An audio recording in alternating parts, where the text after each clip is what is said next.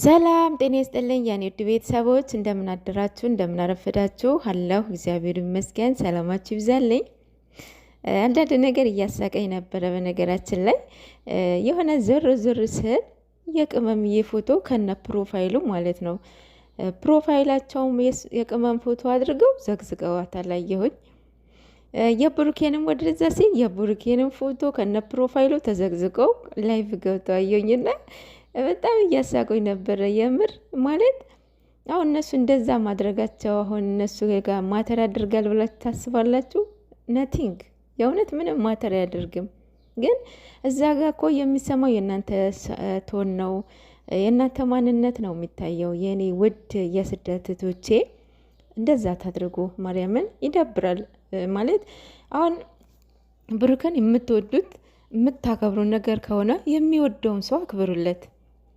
ቅመምዬን እንደ እህታችሁ የምታይዋት ነገር ከሆነ የምትወደውን ሰው አክብሩላት። ውደዷት ሳይሆን ውደዱላት ሳይሆን የመውደድ ያለ መውደድ የራሳችን ምርጫ ነው። ግን ሰው በመሆኑ መከበር አለበት አይደለም?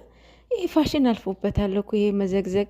እኔ እንጃ፣ እኔ ትርጉሙ ምን ማለት ነው? እኔ አልገባኝም። እስኪ የገባችሁ አስረዱኝ። ፎቶ መዘግዘግ እኔ እንጃ ትርጉሙ ምን እንደሆነ ባላቅም ማለት ነው። እና ቢያንስ እናንተ እኮ ውጭ ናላችሁት ብዙ ነገር ታውቃላችሁ ብዬ አስባለሁኝ።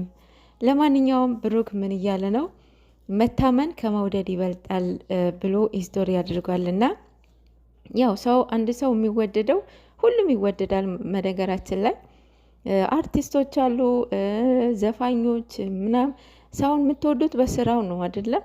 ያ ማለት ወደዳችሁት ማለት አመናችሁት ማለት አይደለም።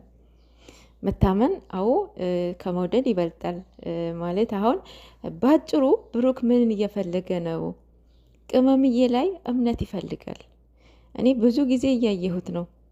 እና ምንድን ነው እየፈለገ ያለው? እንድታምነው ይፈልጋል። የእውነት ይሄ ነው እኔ እያየሁበት ያለሁት ማለት ነው። ለዛም ይመስለኛል መታመን ከመውደድ ይበልጣል ብሏል። እና ቅመምዬን ትናንት ተናግራለች። ባልዋልኩበት ባላሰብኩበት እንደዚህ ሲሉ በጣም ስሜቱ ልነግራቸው አልችልም ብላለች። እና ይሄ ነገርን ለማሳየት ይሁን ብቻ አላቅም፣ የሆነ ነገር ማስተማር የፈለገ ነገር ማሳወቅ የፈለገ ነገር አለ ብዬ አስባለሁኝ። አይብሶ ቪዲዮ የሰሩ ይመስለኛል ዛሬ። ብቻ አዲስ ነገር ያለ ይመስለኛል። ብትቋጩልን ደስ ይለናል። ማርያምን አኒቨርሰሪያችሁ ደርሰዋል። በዛ ላይ 300 ሺህ 350 ሺህ አላከበራችሁ። ብዙም ኦዲየንስም ተከፍቶባቸዋል። አታስከፉን ጨረቃዎቻችን። ማለት ከዚህ በላይ ይሄዳሉ ብዬ አላስብም። እኔ እንጃ። እስኪ ዛሬ የምናይ ይሆናል።